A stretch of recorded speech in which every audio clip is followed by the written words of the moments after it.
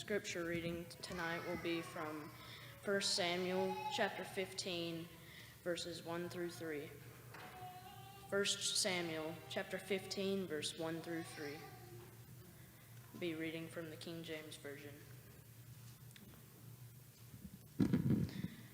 Samuel also said unto Saul, The Lord sent me to anoint thee to be king over his people, over Israel. Now therefore hearken thou unto the voice of the words of the Lord. Thus saith the Lord of hosts, I remember that which Amalek did to Israel. Now ye laid wait for him in Israel. Now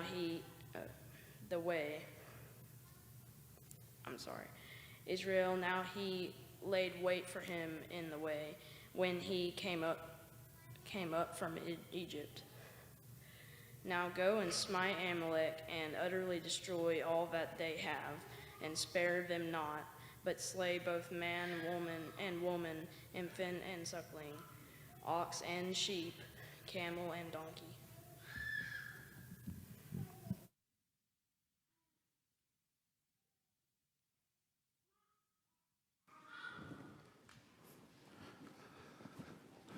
Good evening. We're going to try some technology, and I may walk around a little bit. We'll see. First of all, it's not a science lesson, so I don't know if it's good or bad for y'all, but we are going to be talking about Moses and Saul. First, I want to talk to you about what we're going to talk about with them, and that's pressure. So when you think of pressure, you may think of like air pressure in a football. Makes it tight, you can throw it well. You may think of somebody pushing down on something like a car crusher, pushing down, providing a lot of pressure. You may think of air pressure or the lack thereof, if you're like going up a hill, pop your ears. Or even nature provides different air pressure, and that provides our storms. There's that kind of pressure, and there's also mental pressure, where you feel like you're the car being crushed sometimes under that pressure. It's not always a bad thing. It could encourage you to do something you're not used to doing, or it could keep you from doing something that you shouldn't be doing. But if it's bad pressure from the outside, it could be an encouragement to do something you shouldn't be doing at all. So we're going to talk about Moses and Saul, times they experienced pressure, how they handled it. Fortunately, neither one of them did too well about that. But then what they did after that, that's really what we're after. And then we'll talk about some things we can do to handle it in our lives. So we'll go on to Moses. So to get to Moses, we really got to go back to Genesis just to catch you up. So we got the creation, we got Noah, Tower of Babel. Let's see, then we've got Abraham, Isaac, Jacob, Joseph. So then Joseph is there, he's Potiphar's wife in jail. They got the dreams, got the famine. Joseph's family comes. He lines them all up in order. They're like, oh, well, that's odd. He's like, surprise, it's me. I'm not dead. So they're all welcome there. So they're all hanging out in Egypt for a time. Now, if this was a movie, this would be a really great cinematic movie. You've got creation, Tower of Babel, you got flood, everything. And then it ends with everybody living happily in Egypt, except that's not the land that was promised to them. So then if you go on to Exodus chapter 1, verse 8, one of my favorite verses, and it's the greatest line of a sequel you can have. And there arose a king that did not know Joseph. That's just profound of saying, okay, something's about to go down. And if you notice, it did. He said, hey, what's all these Hebrew people doing here? Why are they here? Oh no, there's a lot of them. What if they decide to take over? So he decides to kill all the male babies. He said, well, the current ones I need to work, and this is just my speculation. The current ones I need to work, the women can marry the Egyptians. Let's kill all the new ones. That way we don't have the generations continuing. So as you can see, Moses' mama put him in the bushes. The sister's watching. Pharaoh's daughter gets him, takes him in. The sister convinces the daughter to pay the mama to raise him, pretty much. And then he ends up striking down an Egyptian. He flees off, goes, he's a shepherd for a while. And then we got to the burning bush. where God commissions him to go save his people that's been crying out to him while he's been being a shepherd. Got a few excuses. Those are overcome. They go, you got the plagues, you got the Passover, and now they're in the wilderness. So, and everybody's happy, right? Everybody's running around, they're on their way back to the promised land. No complaints at all. Everybody's happy. They're just happy to be out of Egypt, right? Well, if you think that's true, one, you don't know people, and two, you need to study your Bible because there's not many times the Israelites were happy. So if you look at Exodus 17, this is one of the times when Moses was confronted with pressure from the people he was with. All the congregation of the people of Israel moved on from the wilderness of Sin by stages, according to the commandment of the Lord, and camped at Rephidim. There was no water for the people to drink. That's fine. Hey, Moses, we'd love some water, buddy. We're glad you're doing what you're doing. You're a great leader, doing a good job. We sure would love some water. Well, that's not what happened. Therefore, the people quarreled with Moses and said, give us water to drink. And Moses said to them, why do you quarrel with me? Why do you test the Lord? People thirsted there for water, and the people grumbled against Moses and said, why did you bring us out of Egypt to kill us and our children and our livestock with thirst? Remember that phrase. So Moses cried to the Lord, what shall I do with this people? They're almost ready to stone me. The Lord said to Moses, pass on before the people, taking with you some of the elders of Israel, take in your hand the staff with which you struck the Nile, and go. Behold, I will stand before you there on the rock at Horeb. You shall strike the rock, and water shall come out of it, and the people will drink. Moses did so in the sight of the elders of Israel. He called the name of the place Massah and Meribah because of the quarrel of the people of Israel, because they tested the Lord by saying, is the Lord among us or not? So, got a lot of pressure from the people. They need water. That's fine. People need water. But he says he's afraid they're going to stone him. That's how much pressure he was under. Not, hey, do you mind if we have some water? Moses, what are you doing, buddy? You bringing us out here to die? Give us water. So, we go a couple of books over. Numbers. Now, this is years later. Some people even think, as you'll see, they say the name is the same name as the rock. I don't know if he's just naming stuff quarrels, because there are a lot of quarrels. Some people speculate it's the same rock that they come back to. I don't know. But, so we're going to start in Numbers 20. We're going to start in verse 1, because, if you'll read, people of Israel, the whole congregation, came into the wilderness of Zin in the first month. The people stayed in Kadesh, and Miriam died there and was buried there. Who's Miriam? Miriam's sister. So he's got a family member that just passed away that he'd been in the wilderness for a long time. So I'm sure he's grieving. Now there was no water for the congregation. They assembled themselves together against Moses and against Aaron. So against. The people quarreled with Moses, so it's almost like we're reading Exodus again, and said, would that we had perished when our brothers perished before the Lord. So now, hey, we've been marching around. We'd be better off to die while them brothers back there. Why have you brought us, the assembly of the Lord, into this wilderness, that we should die here, both we and our cattle? Why have you made us come up out of Egypt to bring us to this evil place? There's no place for grain or figs or vines or pomegranates, and there's no water to drink.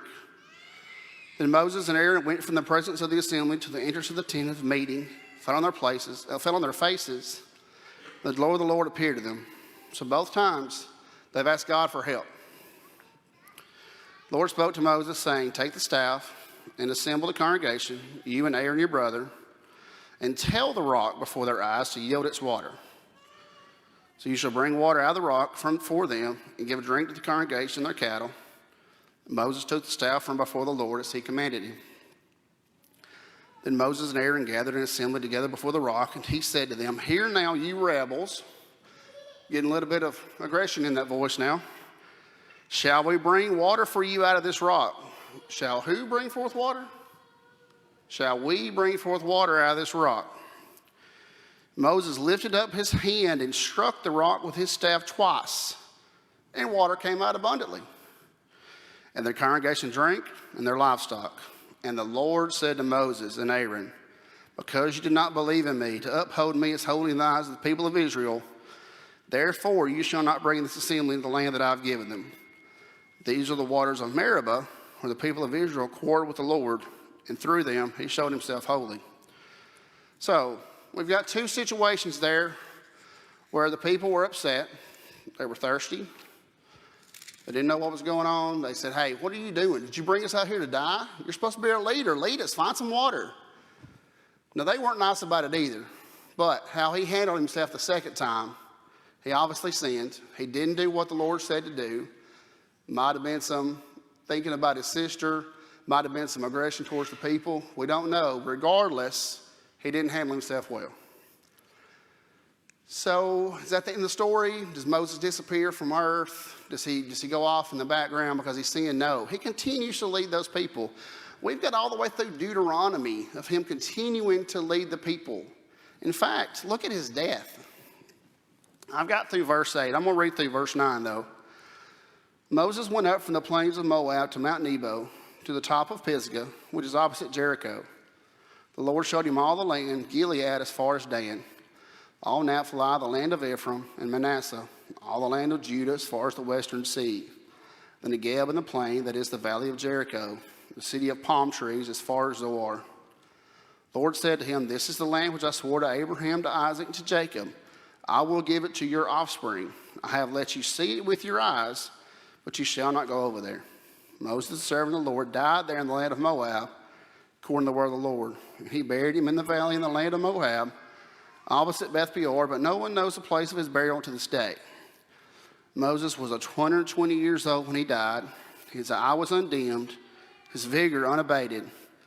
People of Israel wept for Moses in the plains of Moab 30 days. Then the days of weeping and mourning for Moses were ended. Verse 9.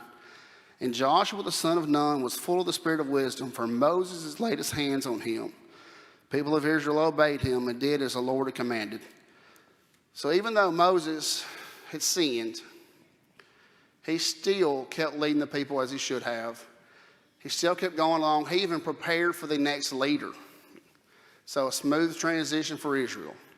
So when we come back from the break, we'll talk about Saul, and then we'll see how he fared when he was pressured with people.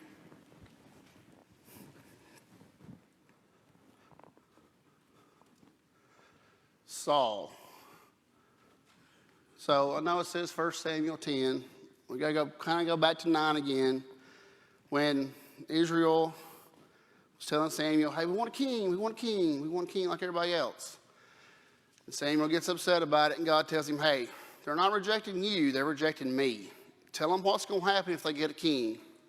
And then if they're still good, then we'll find them a king. Well, he tells them, they say, yeah, a king.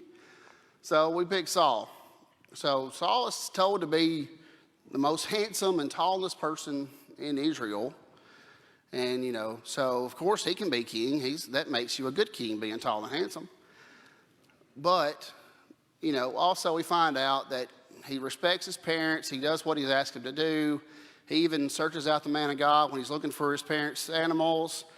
He's got some potential, okay?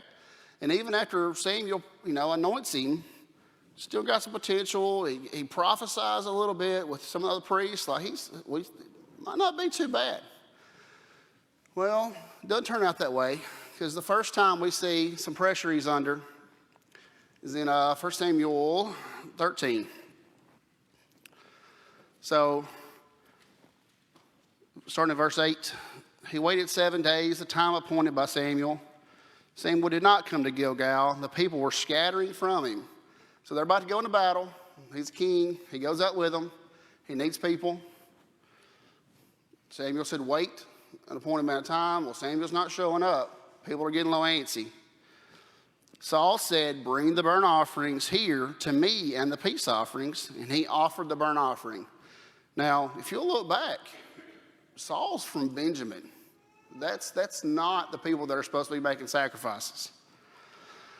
And he offered the burnt offering, verse 10, as soon as he had finished offering the burnt offering, as it always happens, behold, Samuel came. Samuel went out to meet him and greet him. Samuel said, what have you done?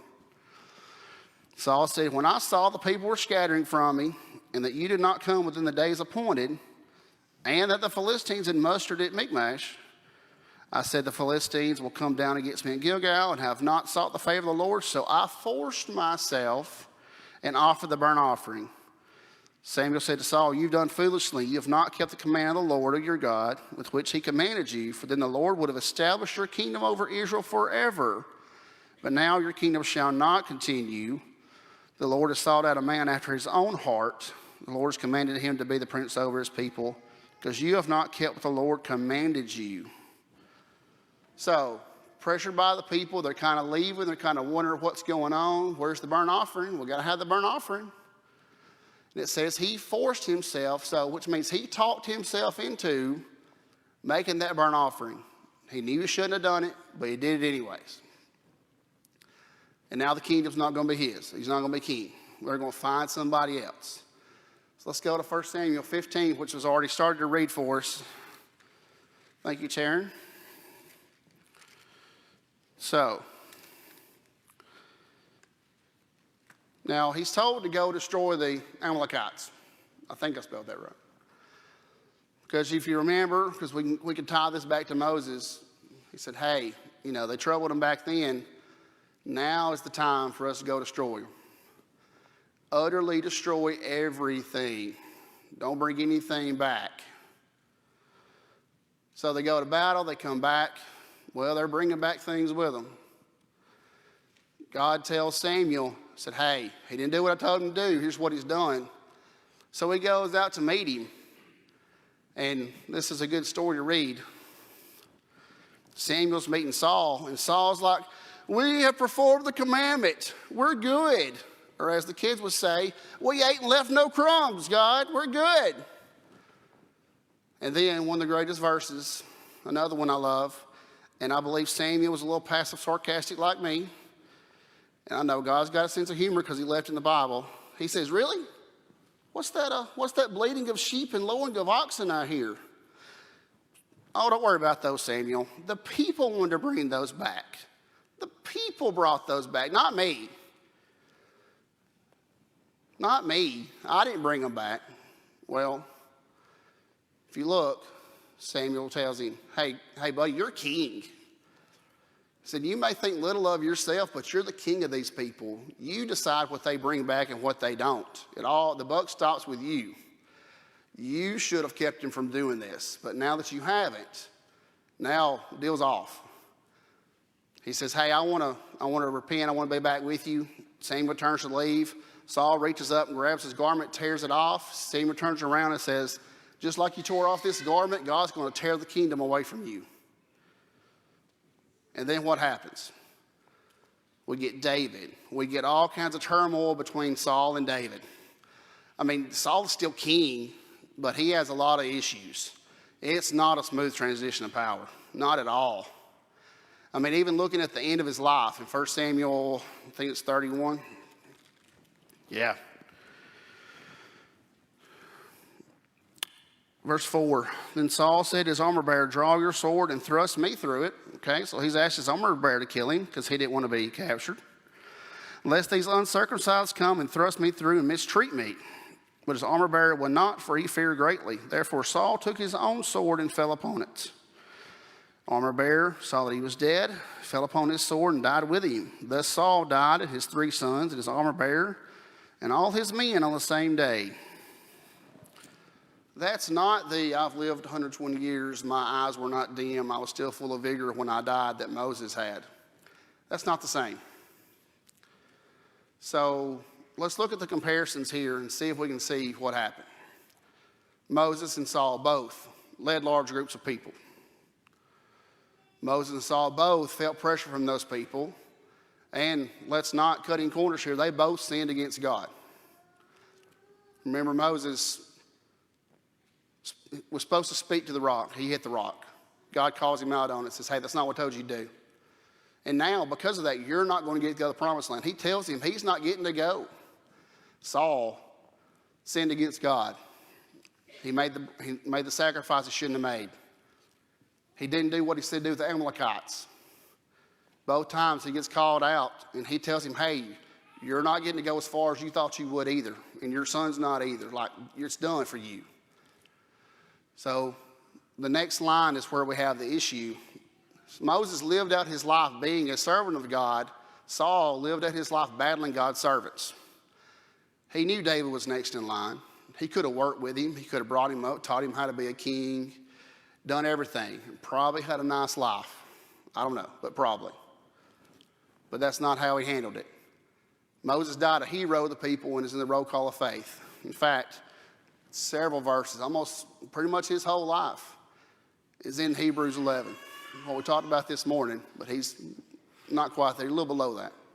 So, anyway, somewhere in there. Moses in there, several verses, just about his whole life is in there. Saul, he ends in 1 Samuel 31. So, what do we do now? Like, how do we apply this to our life? Well, let's look at some verses.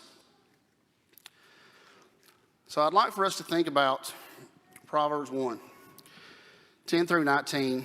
I won't read all that because that's a lot to read, and I've already been reading a lot this evening already. But it goes through and it talks about a lot of people trying to eventually do really, really bad stuff, like lay wait for people and kill people. And I kind of tie that to Saul and the Amalekites. You had a whole bunch of people trying to get you to be greedy, trying to get you to bring back. You had your people you were leading talked you into doing things that you shouldn't have been doing. Whereas you had the opportunity to say, no, I'm the king, we're not doing that. Now, Proverbs 14:12, I will read. There's a way that seems right to a man, but its end is the way to death. Remember when Saul talked himself into making that sacrifice? At that time, that was right to him to do. It was not the right thing to do, but it seemed right to him at the time, but it was not the right thing to do. Now, this last verse is kind of where I want to end. And then we'll talk about encouragement, and then the lesson will be yours. Acts 5:29. You can turn there if you like, but I'll quickly sum it up. Peter and the apostles are in front of the chief priests, and they're kind of telling them, hey, why don't y'all stop all this preaching Jesus? Y'all just cut it out. We can't have this. Y'all are causing problems. Just cut it out. And they said, we have to obey God rather than men. So if you think about all these times, think about Moses. He had a chance to obey God. He struck the rock and he shouldn't have. Think about Saul. He had a lot of chances to obey God rather than men. He didn't have to burn the sacrifice. He could have waited. Hey guys, people, hey, it's coming back. Samuel will be here in a minute. He promises he'll be here. Y'all settle down. I'm the king. Y'all listen to me. Again, he's the king. He can do that. Amalekites, go put the sheep and the oxen back. Y'all know better. That's not what we were told to do. He's the king. He can do what's right. So, two things about tonight. One, we can use these verses to keep ourselves out of pressure situations, to decide on the front end, hey, peer pressure, whatever it is, I'm going to do what God says is right no matter what. I'm going to make that decision ahead of time that I'm going to obey God rather than man. But if you look at Moses and Saul, when you sin, and I say when you sin, there's two roads you can take. One, you can fall away. You can just say, hey, I'm done. It's over for me. I'm not going to do this anymore. Or you can ask for repentance and ask for forgiveness. And you can live like Moses, keep being a servant, and then you'll have a home in heaven with God. So tonight, if we can help you with anything, if you need to come forward, ask for forgiveness. You need to come forward and initially be washed in the baptism. Or if we can just help you with prayers of anything, we'll ask you to come now as we stand and sing.